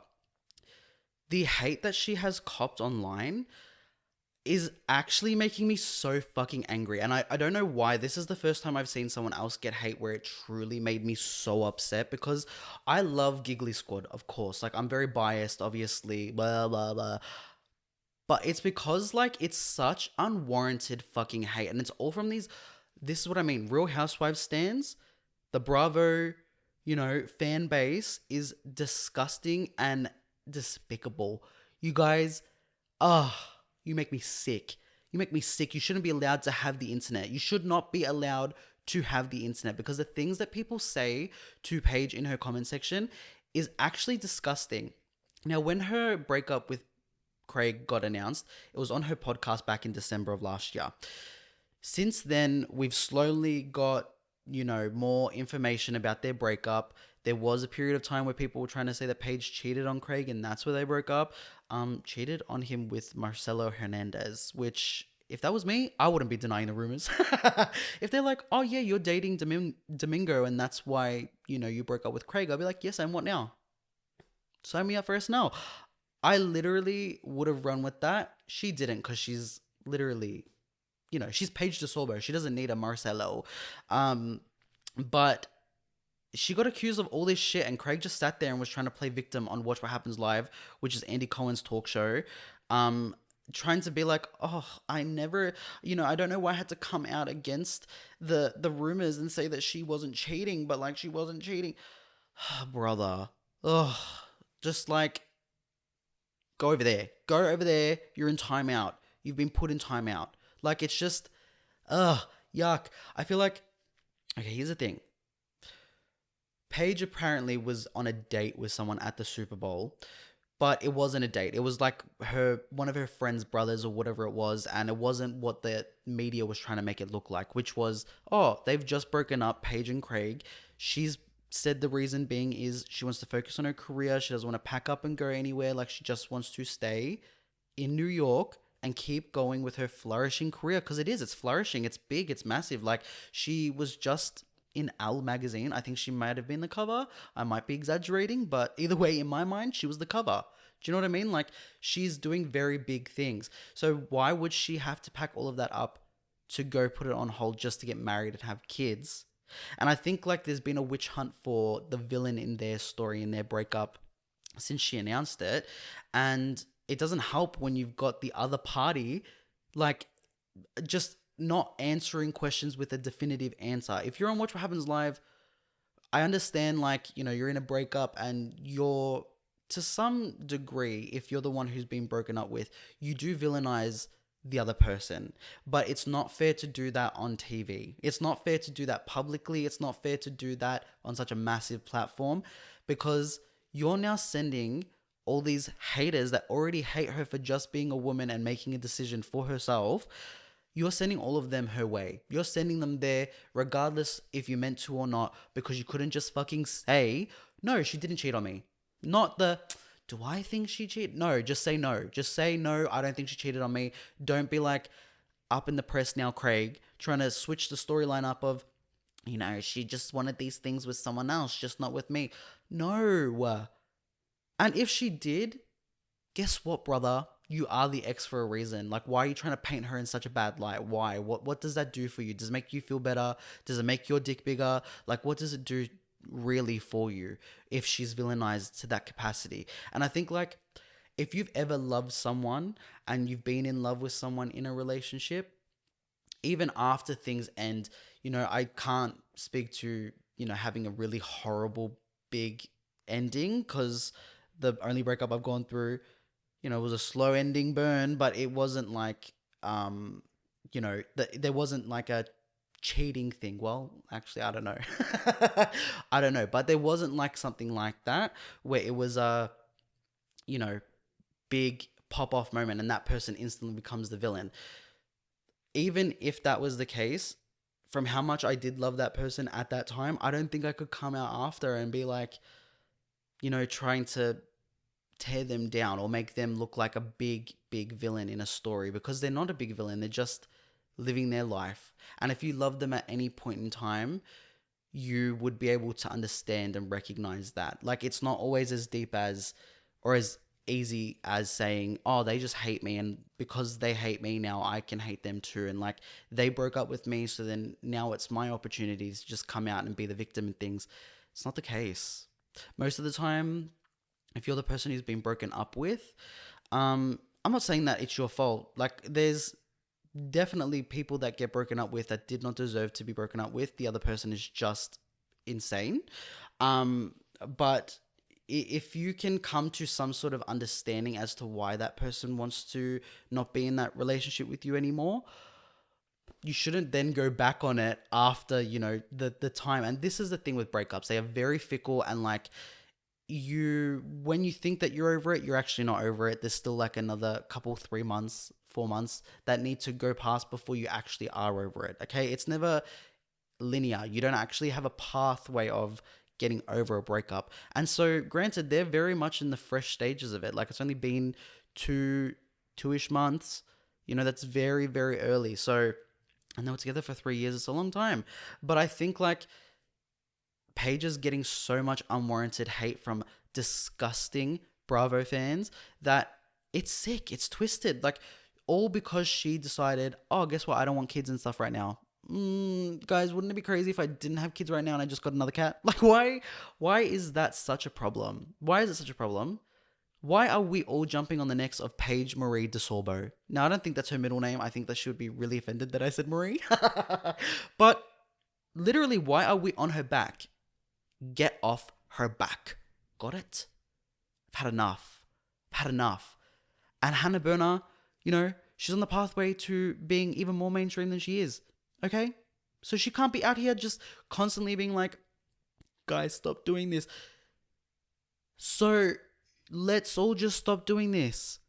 Let's let these women thrive. Let's let this podcast flourish even more than it has. I would say Giggly Squad is up there for me with cancelled. In the sense that it's just two girls being girls. And one thing about me, I love girls. I love women. I love them. I love their conversations. I love how smart and funny they are. Like, I love everything about a woman. So I'm probably, again, the most biased person in the world. But if you don't love women and you don't think that they're literally the beacons of hope in the media space, sadly, Buster, you're on the wrong place. Maybe head over to Joe Rogan. Yeah.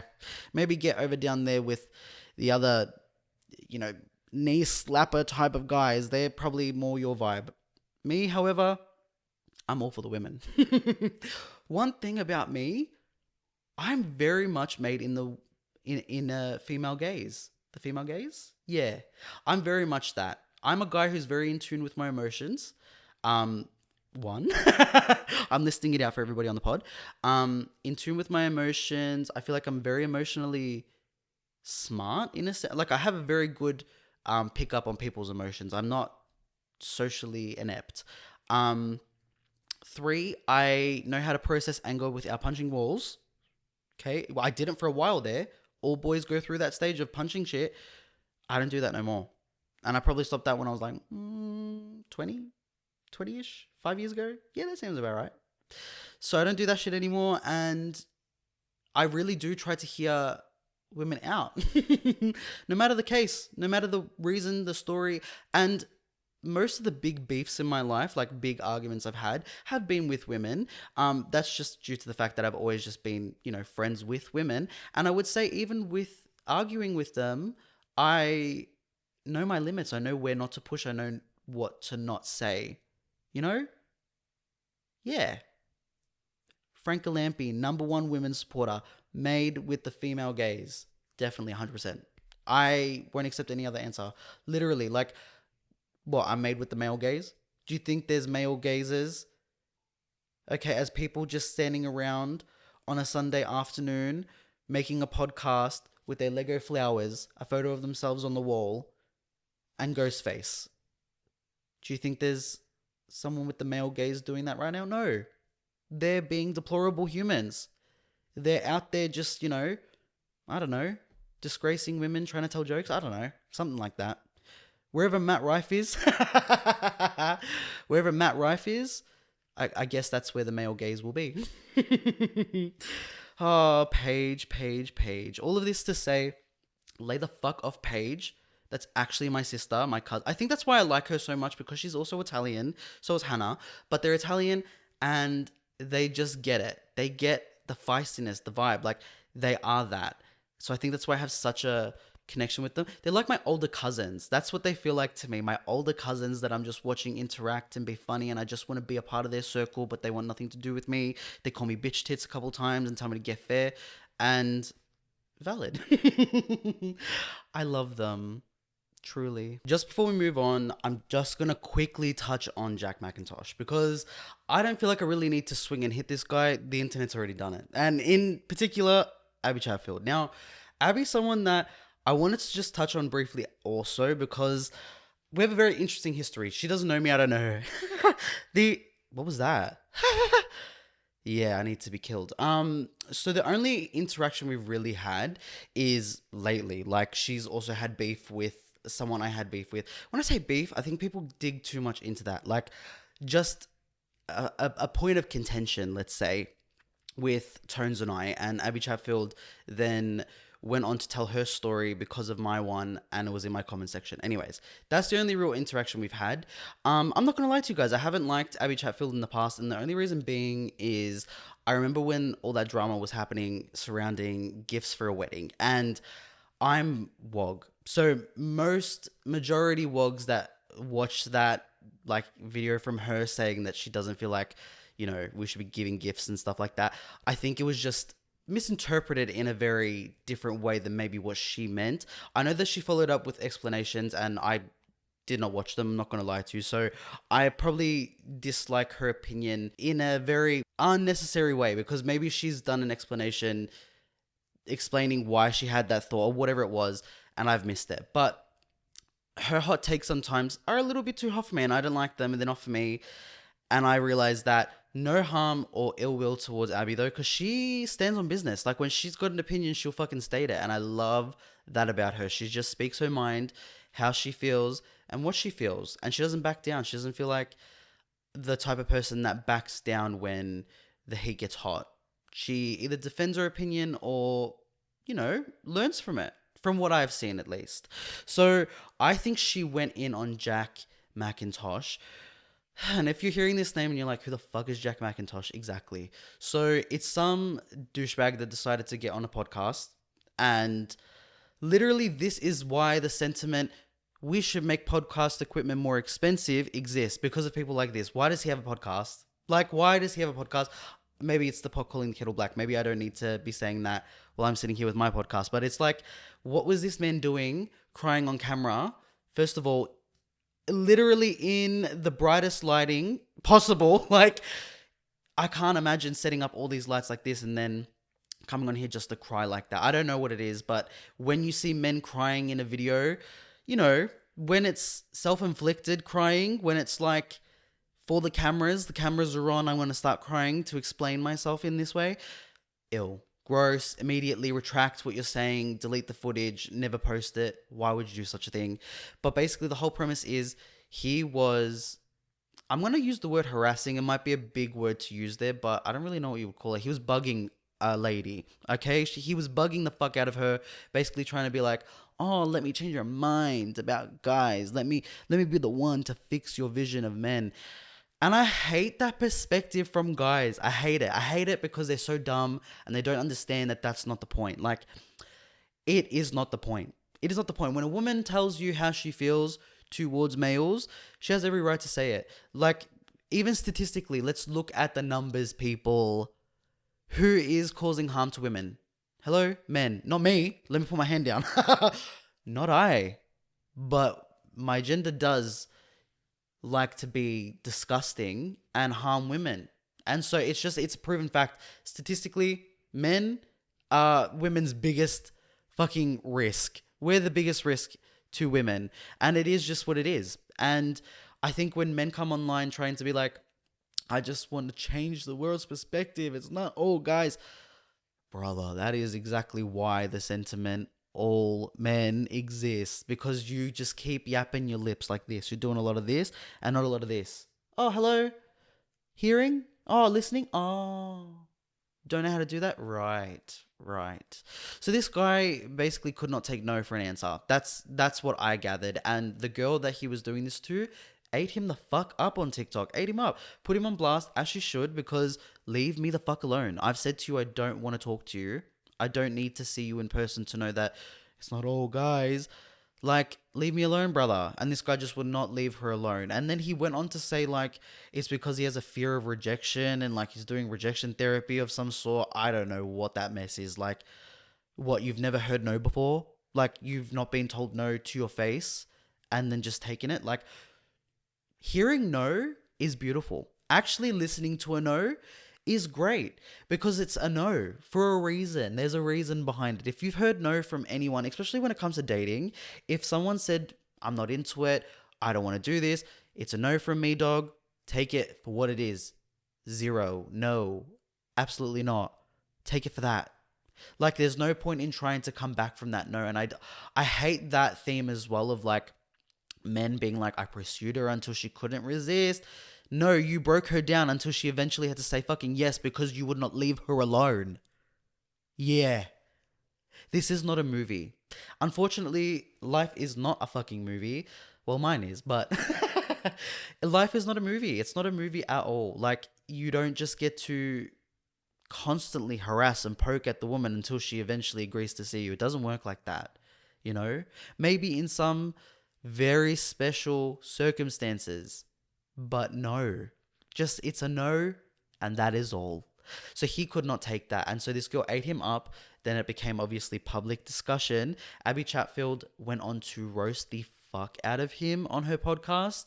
That's a lot, which is actually a really good listen. I recommend it. You probably already have listened to it, but she's got some wild takes. And sometimes I find myself agreeing and disagreeing with Abbie, I would say. Like, I don't 100% agree with everything she says, but that's what I like about her podcast. It's like I get to see a different perspective and learn, obviously. That's the whole point. Okay, hello? If you're not leaving this podcast today not having learned anything, I did not do you my service. I don't know, guys.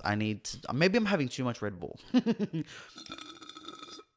I think that's the problem, because I'm talking at the speed of lightning. My mouth is not catching up quick enough, and my lips are drier than the Sahara Desert.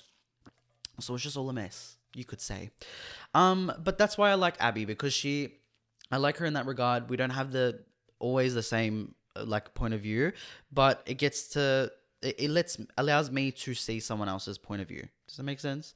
And I'm obviously all for her roasting the fuck out of this guy. Like, when I saw it, I was like, as she should. She ate him up. Because what do you mean this guy cried on camera? Okay, and then his mate comes in to give him a little hug. Wow, men supporting men, love it, doesn't happen often. Fucking hate it. I hate it. Ugh. It's all performative. It's bullshit. It's not real. Anyways, this guy's crying, and he's like, the girl that roasted him was like, oh, I'm going to send you some links to, like, you know, articles and some books that you should read if you really want to hear perspective of women, like why they hate men. And he went on to cry on camera and be like, I don't know, guys, maybe I just can't read a book. It's my biggest fear. I just want to learn and everything. Oh, actually, I don't want to read books. Flatline. The crowd went mild. In fact, the crowd went deadly. You said that I wanted to jump through the screen and slap you myself. What are you talking about? Like, oh, I hate it. I'm a walking contradiction, 100%. I'm the first to say it, but I'm not going to be that dumb. Hello? I just want to know why women hate men so much. And when they send me books about why, reading's my biggest fear. I can't, but I want to learn. How do you learn then? How do you learn then? How do you learn then? Quickly answer. Because what do you mean you have a fear of books? I think you have a fear of shutting the fuck up. Frankly, I think that things like this don't need to exist on the internet. And listen, again, same could be said about my shit. I get it. But I feel like there's a big difference between what I'm doing on the internet and what that is on the internet. That is stuff that does not need to be out there, like, about anybody. Like, it doesn't need to be online. You don't need to make it live online. And like, the girl that posted the initial video, I guess she's copying a little bit of flack because she like brought it to the internet, but he would not leave her alone. Like, he did it to himself. You put yourself in that spot. You know that she makes content. You know that that's a part of her life as well. You're perpetuating and harassing and just not taking no for an answer. I'm sorry, but what was she meant to do besides publicly scorn you? Yeah, she needed to put your ass out in front of everybody and whack you. She needs to whack the fuck out of you so then you would leave her alone. Like, and then you get online and you want to cry about it. Like, you caused the problem, brother. Like, why are you crying? Literally, why the fuck are you crying?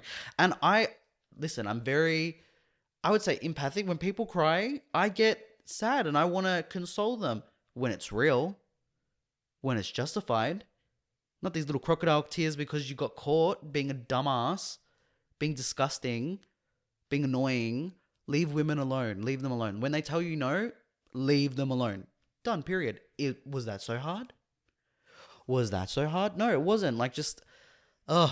And Abbie, again, just ate him up. I think my favorite video from the series was when she's showing her boyfriend, I think it is. I don't know if it's her husband, but showing him a video of the guy crying and saying the thing that he said about the books, Josh Hamilton, McIntosh, and her like boyfriend's laughing because it's laughable. Like, any man with common sense watching something like that come out of another man's mouth is just, it's hilarious in the wrong way. Like, I'm laughing directly in your face. Like, that's, it's just so dumb. Like, it's not a hard concept to comprehend. And I think that's why women get so frustrated with men, because it isn't hard to just understand no is no. It's not a hard thing to understand at all.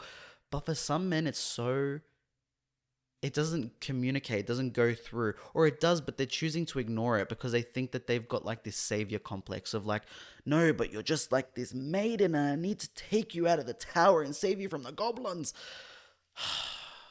You're the goblins. You're the goblin. You're actually what they're terrified of. I can't. The only reason I had to bring it up is because I can't understand men in that way. Like, it doesn't calculate for me. And I feel like I grew up with, I'm not saying that I grew up with like a very positive male figure in that sense. Like, my dad, I love my dad, but like, he wasn't like ever talking to me about feminism and stuff like that. And it wasn't something that I got from him. It's from having female friends, having a majority of females in my life as a constant, like, and hearing their stories and not feeling the need to butt in and be like, oh, let me tell you how you should feel. Like, it's that simple. You just need women that are your friends, that you're not trying to fuck, that you don't have an ulterior motive with. I have two of the most amazing girlfriends in the whole world, and it's never been more than that. It's platonic as fuck, and like, it's never been for the, the reason to have coitus. Like, it's never been for that. They're beautiful girls. I love them. They're intelligent. They're funny. They're so dynamic. They're complex. They're everything. I've never had an ulterior motive for being friends with them. And like, it is a possible thing. I'm very much attracted to women. Very much so. Okay? I don't feel like every woman I've had in my life has been someone that I've been attracted to. It's been a friend. When you're a friend, you're a friend. Like, it's just not a hard thing to wrap your head around. And I think that's how you better yourself, Mr. McIntosh, whatever your name is, Jack M. That's how you better yourself. First of all, delete content, never post again. Doesn't need to be said unless you're coming online to be like, yeah, I was wrong and I look like a dumbass. If you're not doing that, delete it all. And just literally get some girlfriends that you don't have agendas with, and let them talk to you and explain the experience of being a woman, because you can never understand what it is to be a woman unless you are a woman. Like, and I mean that in the sense of like, there's just so many things that we don't have to think about being a man. Like, I don't have to think about that. I know my girlfriends and my female counterparts have to think about. They have to think about checking the back seat when they get into a car. They have to think about locking it as soon as they get in. They have to see who's walking behind them at day, at night, at midday. It doesn't matter the time of day. They have to think about these things. Like, that's not something that I can say, obviously crosses my mind. And that's very big point of privilege for being a man. So what does that mean? I don't know what them things feel like, but I've heard them. I've heard the emotion that is behind them. I've heard the fear that comes with being a woman out in the public. Like, it is very, very, very scary. And it's a daunting thing that hangs above women's heads at all times. So it's like, it's just, we need to stop doing a lot of this, men, and doing a lot of this. Hello? Listening? Yeah, my ears are on. They're on, my listening ears. That's all. That is all. And I guess with that, we end the hot topics. But we're not over yet, guys. We still have a little bit more to go. Okay, like I said in my first episode back, I've got segments that I want to bring. I'm not going to do them every week, but when I feel like it, we're going to be doing them. So one I have is my favorites. My absolute die-hard favorites of the week. Giggly Squad. Obviously, specifically the YouTube version. The last couple, they've only been posting the audio component, and literally is because they're on tour, sold out shows, doing their thing, and I love them. They're just so funny. Like, if you want to hear superior women humor, go to the Giggly Squad. Like, superior in the sense that they are so witty, smart, and quick with it. Like, they're everything. I love them. I love the Giggly Squad. And now what? Huh? And now what? Have I upset the Joe Rogan listeners? Like, they're here. Yeah, I love them with my whole heart. Illy, like they're ever going to see this. They will. I keep saying this. I can't block my manifestations. I'm not blocking it. Guys, send this to the Giggly Squad. In fact, hit them up with it. Maybe don't actually, because they'll get annoyed by that. Another favorite has been hairdressers. I'm not going to explain why. Actually, I will. Two people that I've been speaking to lately have been hairdressers, and they're both cute. That's all I'll say on that one. Black jelly beans. I love jelly beans. Black ones specifically, my fucking favorite. But I've been really obsessed with them lately, only because I got a jelly bean dispenser. Think of a massive Pez dispenser for jelly beans. That's what I've got. And it was only $10 from Chemist Warehouse. And it is the best thing I ever did. Like, the biggest investment I've made and my best investment ever. Like, love it. I need to get new jelly beans for it because I already sadly finished it. A kilo fits inside the dispenser, might I add. So I had a kilo of jelly beans over the course of a month. Yeah, let that sink in. I know I have. Sitting on my hips. A moment on the lips, forever on the hips. I heard that once and it's stuck with me ever since. So every time I have something sweet, I think of that. Does it stop me? No. Has it ever stopped me? No. Will it ever stop me? Again, no. But that's been another one of my favorites. And then my last one here, my favorite TikToker lately. Guys, I don't even want to put you on because, like, he is that vibey and cool. Like, I just want to keep him to myself. He is this pocket-sized version of who I think I am in my head. Like, he's just so aesthetic. He just vibes out, does his own thing, gets a sandwich, sits in the park, in Central Park, and will just literally fuck up a sandwich in the coolest outfit ever, and then go back to his apartment. That is literally my dream apartment. Like, his furniture, his aesthetic, everything. It's so me. It's what I am. I love him. I love him. I love him so much. His name is the 𝘧𝘳𝘢𝘬𝘢𝘀𝘍 on TikTok, on the Instagrams, Tarlove, I think, the Tarlove. Anyways, he has 119,000 followers. He's actually like pretty small. Like, I'm so happy to know him before he blows up, because he's going to. But he's just everything that I want to be as a person. He's so cool. He is so cool. He did this one video where he was walking back to his apartment and he brought a knife, like, but it's one of the mirror knives. I love it. Obsessed. Like, I love him so much. I love him. He's been my favorite. What have I been watching lately? That's another segment we'll do quickly. Dexter Original Sin. Amazing. I'm someone who was really late to the Dexter bandwagon. I got hooked on Dexter, I want to say last year in around July-ish. I was hooked like no tomorrow. I finished every season. Well, I stopped after season 5 because I heard that after season 5 it gets really, really bad. I feel like eventually I will probably finish the original series in full, but only when I'm ready to like kind of ruin the show for myself. Because what I read was, don't watch after season 5. But Dexter it's literally one of my favorite shows now. I love it so much. It's amazing. The whole premise of the show, that he is a serial killer but only for the good of the people. Obsessed. He is just amazing. And he's so hot. Michael C. Hall can get it now, then, and always. Like, he is forever going to be Zaddy. Love him. But they've just brought out the prequel, which is Dexter Original Sin. So it's shot back in, I think it's meant to be set in the 90s, the early 90s. Or the late 80s, one of the two. And it's literally Dexter's origin story of like his first kill, how he got into the police force. And it's got all the original characters from the main show, like LaGuardia. That's where it stops. No, it's got all of them. I just forget their names. But it's LaGuardia is played by Christina Milian, who is a doppelganger for the original actress in the Dexter series. Like, insane. And she's acting her ass off. She's so good. And this show is really, really good at carrying the murder aspect over, but in a cool, new, fun way. Like, I feel like Dexter, the only critique I ever had with it is like the kills and like the murders, or the murderers were becoming really stale and boring. Like, I wasn't a massive fan of season 4, 5 when he's got the girlfriend who also kills with him. Great actress. I actually love her. I forget her name, but them seasons were kind of like, it's a bit of a hard watch here. But they're showing like the original killer, his brother, is back in the show. I love it, guys. I'm obsessed. Please get onto it. Okay, I thought I had to burp. Apparently I don't. Okay, anyways. I do. See how my body plays tricks on me? I know it so well, but not at all. Story of my life. I'm also watching The Traitors.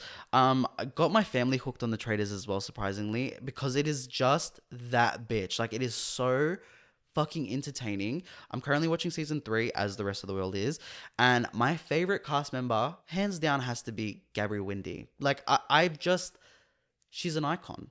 She is a fucking icon, and I knew it from episode 1 when she was like, I took a Pilates class. It's always about technique, people. Ever since then, I'm like, oh yeah, I love her. I love her so bad that I need to... I stalked everything that she's done, guys. The Bachelor. That's all. No, I did The Bachelor, her podcast, her Instagram, her TikToks. She's funny as fuck. She has this one video that's going viral at the moment where she's talking about like not being creative after a certain time, and she's like, I've just had lunch. I'm lethargic.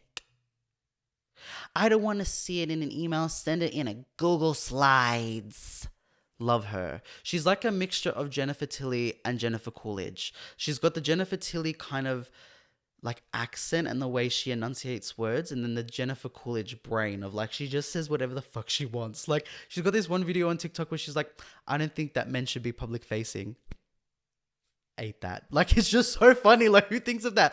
The way she says words and enunciates them is the Jennifer Tilly part. Like, the lethargic. I would rather shove a dull chopstick in my eye. Something like that. She's just so funny. So I've been watching Traitors because of her. the most recent episode that's come out that I've seen, they got rid of Bob. Not Bob. They got rid of Rob. Why am I getting so confused? They got rid of Boston Rob. Finally comes out of my mouth. And thank God, because he was ruining the show. He was declassing the show, in the words of Nene Leakes. Like, pissed me the fuck off. Came in there trying to get rid of the most entertaining people in there. The girls and the gay. Like, oh, I guess gays, because isn't the guy from The Biggest Loser, wasn't he also gay? I don't know, but I hate it. I hated him. He was so annoying, but thank God he's finally been evicted. Get out of the house. He's just annoyed the fuck out of me, but the Traitors are so good. I live for Alan Cummings. His little one-liners, his quips, the way he just stands and sits while they do these fucking elaborate challenges, and he's just there in these beautiful outfits in his gingham, just being a cunt, like, in the best way possible. Like, so funny. I feel like in the first episode, when they're going on, like, they had to do this challenge where they're on boats and then they had to sacrifice 2 people. The housewives were the majority of the people that got off and stayed on, like, these rafts things so they can get, like, the money. It's very confusing to explain. Just go watch it. The whole premise is you're either a faithful or a traitor. There's, like, 3 traitors in the game and everyone else is a faithful, and you have to figure out who the traitor is. There you go. Bob's your uncle. But he says this one-liner where he's like, "Ooh, we've got a couple of moist housewives out on the lock." And I die. That's so funny. Some moist housewives? I'm sure they are. Dolores Catania, another housewife that's on there, that is my absolute fucking favorite. Always has been, from Jersey. I love Dolores. She's the mother I never had. She's the woman that I would hope that my mother turns into. Like, she's everything. Love. I've also been watching Summer House, like I said earlier, because it's back. The first episode came out. I have my thoughts. My only thought is, where the fuck is Bailey? Because there's no promo for her. There's no cast photo. What is up with Bailey? I saw the little theories on Twitter and shit, but I need to know from the source. What did you do to piss off production so bad that you don't have a cast photo and you're, like, kind of not there halfway through the season? I don't know what that is. She must have done something. The rumors I was seeing is that she was, like, talking shit about them all back in the city when they came back from the Hamptons. But I don't know if that's why. I feel like they would want to, like, show her more because of that.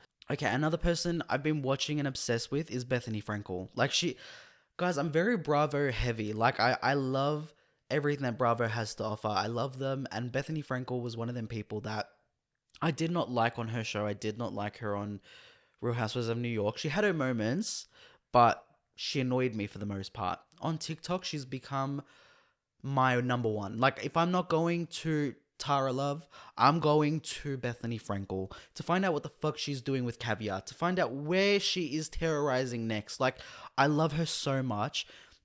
And she's so self-aware and in on the joke of herself that you can't help but love her. You can't help it. She's literally that bitch. Ugh, another woman I love. I just love women. I'm excited to watch, but haven't started yet. Well, I've watched, but I haven't watched the new seasons. The White Lotus and Yellow Jackets. I'm so excited about them both being back. They're 2 of my favorite shows, and they've both come out with new episodes that I'm yet to watch, but I can't wait. I usually like to dock them up, so I'll probably wait for 2 episodes to come out of Yellow Jackets and then White Lotus, and then I'll hit them like the ground is hot.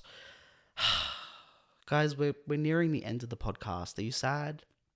Don't be. I'm here. I'm back. I'm ready to just be consistent. And I've been so consistent so far. And I'm very proud of myself, which is why I came up with a new segment that we needed to add. And I'm neither the savior or the scoundrel of the week, but I feel like that is the new topic or the new segment I wanted to implement. Being the savior or the scoundrel. Now, we know what the savior is.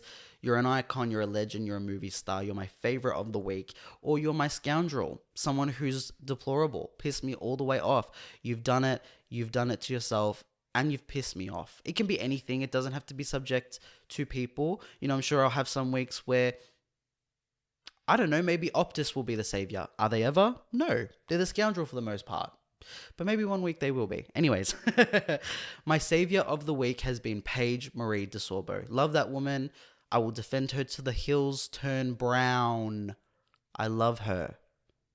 And back off. Anyone that has anything to say about her, Gotta come through me first. My scoundrel of the week has to be Jack McIntyre. McIntosh? I'm never gonna know his name. Good riddance. Scoundrel of the week, because why'd you come online and do that to everybody? Oh, you made me sick, brother. Brother, What's that?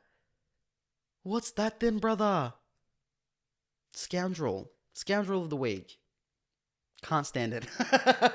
Anyways, guys, that is now the end of the podcast. Are you sad now? You should be. Now you should be sad. Now you should be thinking, oh, should I watch this back? Yes. Matter of fact, yes. If you've been listening all this time through Spotify or Apple, I love you. Thank you so, so much for supporting the show. We're up and coming. We're on the rise. And any view, listen, anything counts to me. So thank you. And I didn't realize how much of a audience I had on Spotify and Apple, more so than on my YouTube. So thank you to the guys that are just listening and not watching the visual. I guess that means you guys think I'm fat, huh?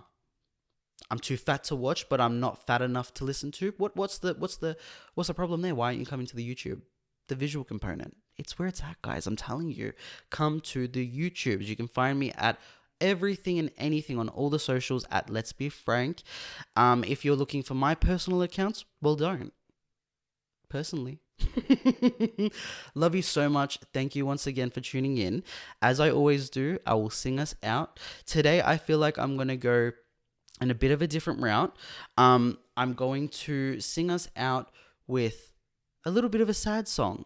Something sad for your drive home, your drive to work, or just cause.